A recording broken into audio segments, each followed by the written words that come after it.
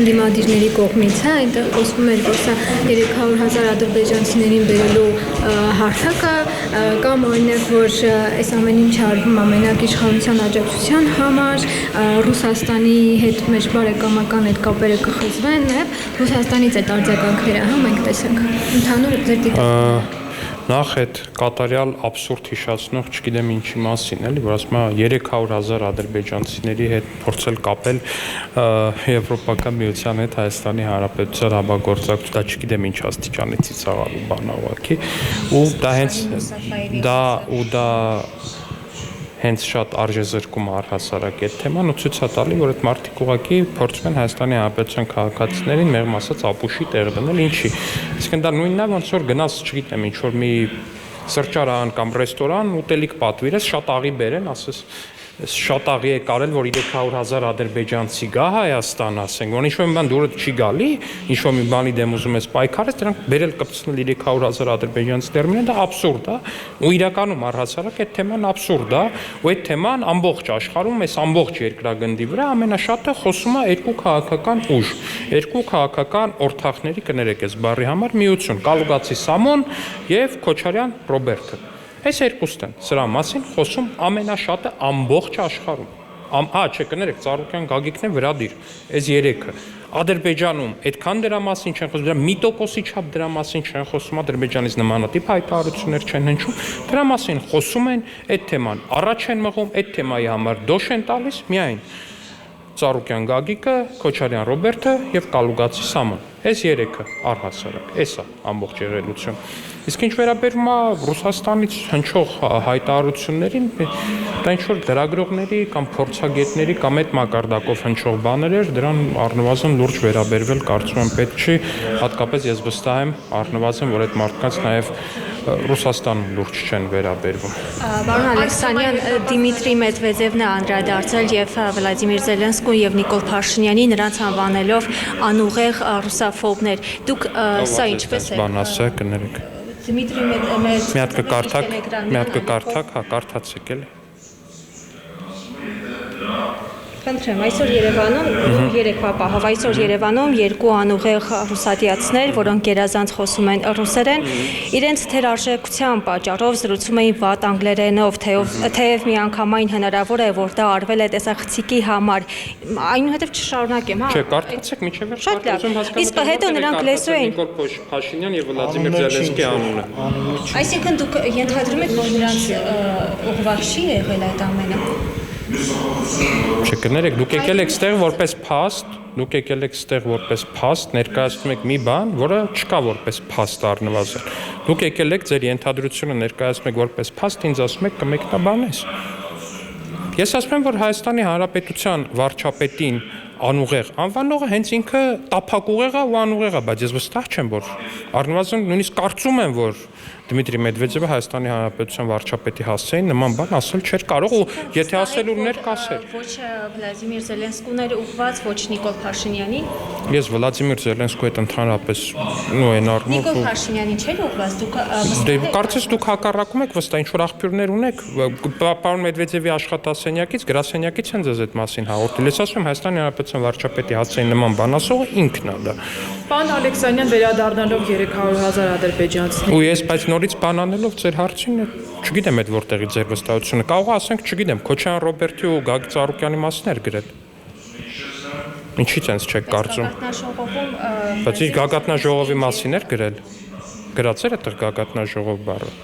Կամ Սերժ Սարգսյանի ու Ռոբերտ Քոչարյանի մասին էր գրած։ 4-ին Երևանում ինչ էր տեղի։ Չգիտեմ, կարող է ինչ-որ մի սրճարանում հանդիպել են Սերժ Սարգսյանն ու Ռոբերտ Քոչարյանը։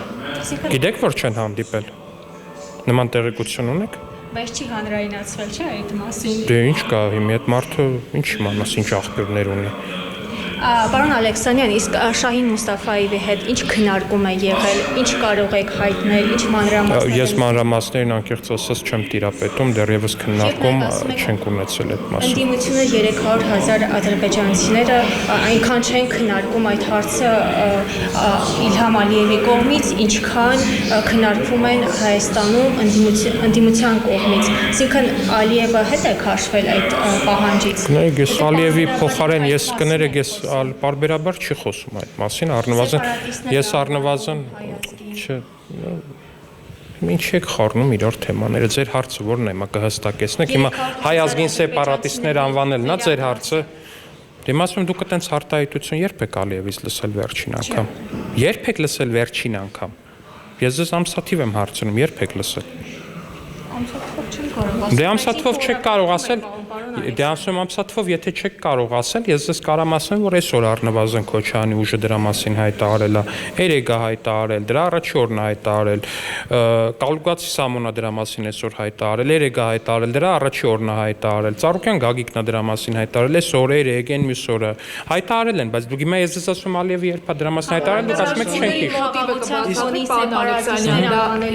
նպատակ ունի նախընտրական ահաբեկչության տրամաբանության մեջ է, քանի որ այն մնացած թեզերը կարծեք թե ջախջախված Զանգեզուրի միջանց բանավոր պայմանավորվածություններ, ստորագրված փաստաթղթերին կից ինչ որ հավելվածներ, որոնցով իբրև թե Նիկոլ Փաշինյանը պարտավորություններ էր վերցրել նոյեմբերի 9-ի փաստաթղթից բխող։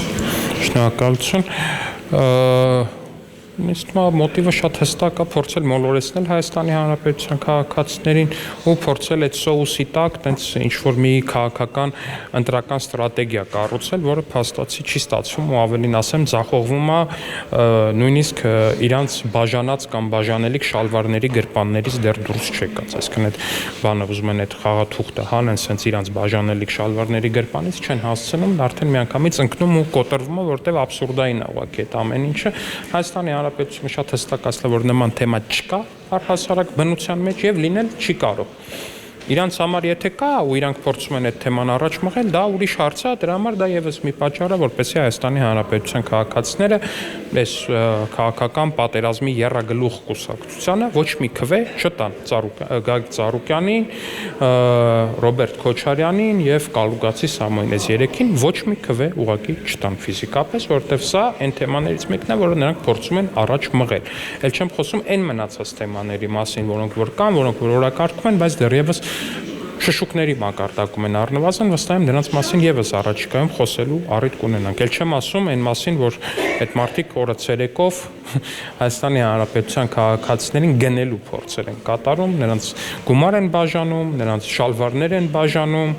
ու այդպես շարունակ վերակենդանացրել են այդ ընտրակաշառքի համար թաղի խուժանին, ամենավատ իմաստով խուժանին ու փորձում են նորից խուժանին կարգել քաղաքացու գլխին տեր ու տիրական։ Դա նրանց մոտ չի հաջողվելու։ Պարոն Ալեքսանյան, խաղաղության ֆոնին դեռ 3 Իլհամ Ալիևը հայ ազգին անվանում է սեպարատիստներ։ Սա ինչպես եք բացատրում։ Հայ ազգին ասելով ում նկատի ունեք։ Հայ ժողովրդին անվանում է սեպարատիստներ։ Մի հատ կարդակ այդ արտահայտությունը։ Կներեք էլի արդեն երրորդ հարցն է դուք, չէ, կներեք, երրորդ հարցն է դուք տալիս եք, երրորդ հարցն է դուք տալիս եք ու երրորդ հարցն է ուղիղ, որ դուք ուղիղ չեք ասում մարդկանց խոսքերը, որոնք խնդրում եք, որ ես մեկնաբան։ Կներեք, ես չեմ հրապարակված է, չէ, կներեք, հրապարակված է, ես չեմ կարող պետական պաշտոնյաների կապ չունի որ երկրի պետական պաշտոնյայի խոսքը մեկնաբանեմ, երբ որ դուք դա մեջ եք բերում խեղաթյուրված։ Դուք ուրեմն չեք լսել։ Ես լսել եմ, դուք խեղաթյուրված մեջ եք բերում, ինձ ասում եք մեկնաբանի, չեմ մեկնաբանում ես խեղաթյուրված հայտարարություններ։